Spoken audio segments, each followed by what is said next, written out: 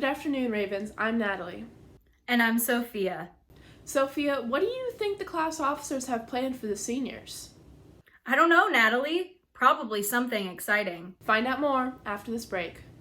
Do you ever think, what's the point of not wearing a seatbelt? I'm not driving far. Well, most crashes are only 5 minutes away from your home. You may think, well, I'm a good driver, what's the worst that could happen? I thought the same thing, right up until someone ran a red light and totaled my car.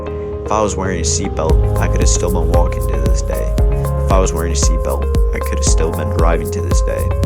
Next time you think about not wearing a seatbelt, think about me. Be safe, not sorry. To go and watch the 5 teachers' TED Talks from this You Matter Week, go to Mike Conrad's YouTube. You Matter Week was a success, and you can see the people who matter the most to our student body on the wall in the glass hallway near the Normandy doors. Earth Day may be over, but there are still small things you can do to help our home.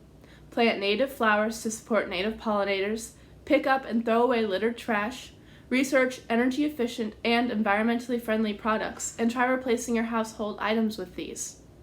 Earth Day is every day. Royal Oak High School is hosting a fundraiser for the senior all-night party at Olga's Kitchen on Woodward. The event will be on Thursday, April 29th, and you must bring this flyer to be sure part of your bill is donated. The flyer can be found on the Senior All-Night Party website under the Fundraisers tab. Royal Oak High School's Student Environmental Awareness Club will be at Belle Isle for a spring cleanup this Saturday. The cleanup goes from 9:30 a.m. to 12 p.m. You can find more information on their Instagram page at rohs.sea. Ravens, COVID cases seem to be slowing down at ROHS, but that doesn't mean we're out of the woods yet. Make sure to keep socially distancing and wearing masks at all times while in the school or out in public in order to keep the spread of COVID-19 to a minimum. Stay safe. The Detroit Zoo is looking for the next mayor for Amphibiville, a 7 to 12-year-old ambassador of the amphibian house and wetland area in the Detroit Zoo. Entries are a 100-word essay on what you can do to help amphibians and are due on April 30th via email at socialmedia@dzs.org. The mayor of Amphibiville gets access to scholarships and traveling to environmental and amphibian conventions. For more information, go to detroitzoo.org. Attention seniors, an email has been sent to you from your counselor about Commitment Day. Please go on SCORE before May 1st and note which school you will be attending in the My College tab and click the Enrolling button. Parents, grades for the third marking period have been posted. Log into the parent portal on MyStar and check under Marks. Students, only one more quarter to go until the end of the school year. Acorn Newsmag has just announced that it's finally time for the class of 2021 to start making their contributions to the Senior Wills edition of the magazine.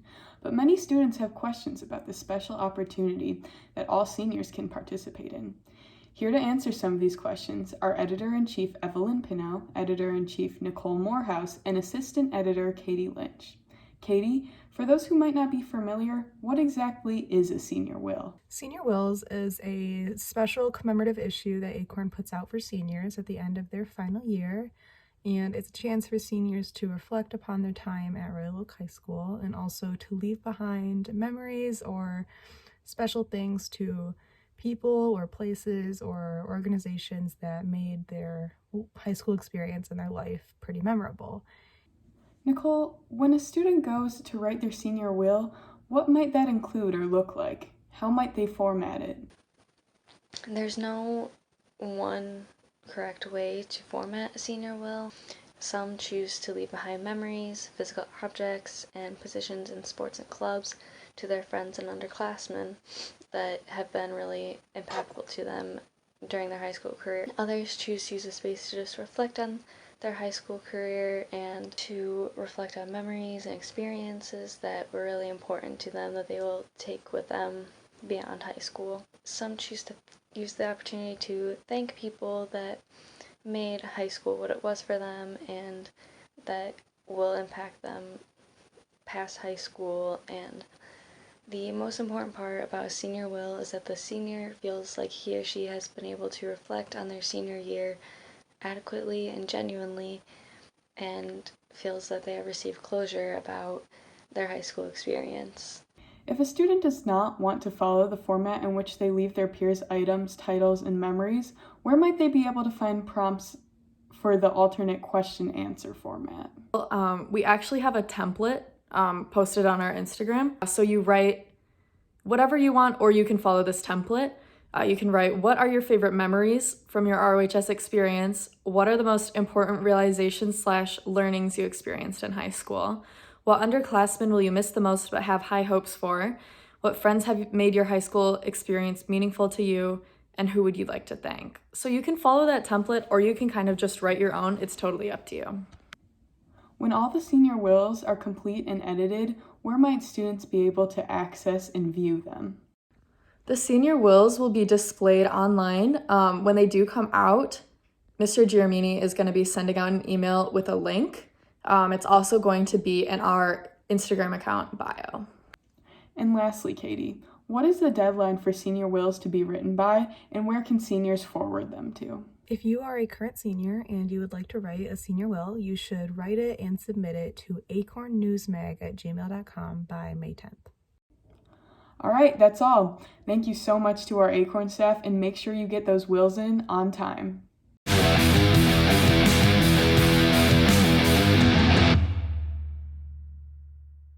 Baseball season just started up, and I am talking with one of the players to see how his season's been so far and how COVID may have affected it so far this year. My name is Matthew Giancotti. I'm a junior at Royal Oak High School. The season this year has been pretty fun so far. I've had a fun time practicing with everyone, hanging out with everybody. It's been a lot of fun so far this year.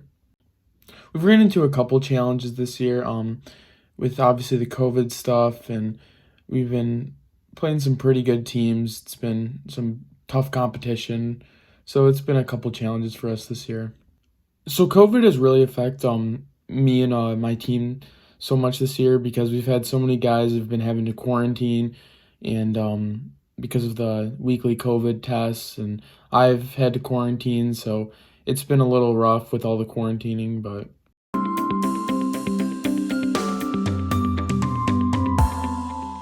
Hello, Ravens! Today will be partly cloudy with a high of 63 and a low of 44. Sadly, Saturday has a 70% chance of rain with a high of 58 and a low of 45. And Sunday will be partly cloudy with a high of 54 and a low of 37. April, you're pretty awful. Can we please not have snow again? That's all I ask. Because of COVID and online school, we all have been working a lot harder with our devices. So this is your friendly reminder to close those devices and take a break. Go outside and take a walk. Get some exercise. Or even just plain old relax. But most importantly, don't forget to take that thinking cap off and rest your brain. The Raven Report format has changed under the new hybrid learning plan. Let's take a look at behind the scenes and see how the Raven Report is produced. For the Raven Report, we kind of get together in class. The second step is kind of dividing and conquering who's going to do what. People kind of volunteer for positions like anchor, weather, sports, all that stuff. And then we talk with like the other kids in the class. There's 20 of us total, about like ideas for stories, sports stuff, where we can get like B-roll for stories if we're going to choose those stories. And then as the week goes on, we kind of gather stories and write a script. We do like research on what's going on in the Royal Oak community and what's going on nationally, because we want to know how that kind of influences like Royal Oak and the students. The third step is just pretty much executing it, whether that be recording like I am now. Whoever's in their respective roles records their segment. And then you upload it and you take it into the WeVideo editing app and you splice it up and you get rid of all the stuff at the beginning and the end and yeah, make it look good. And we put them all together to make the Raven Report.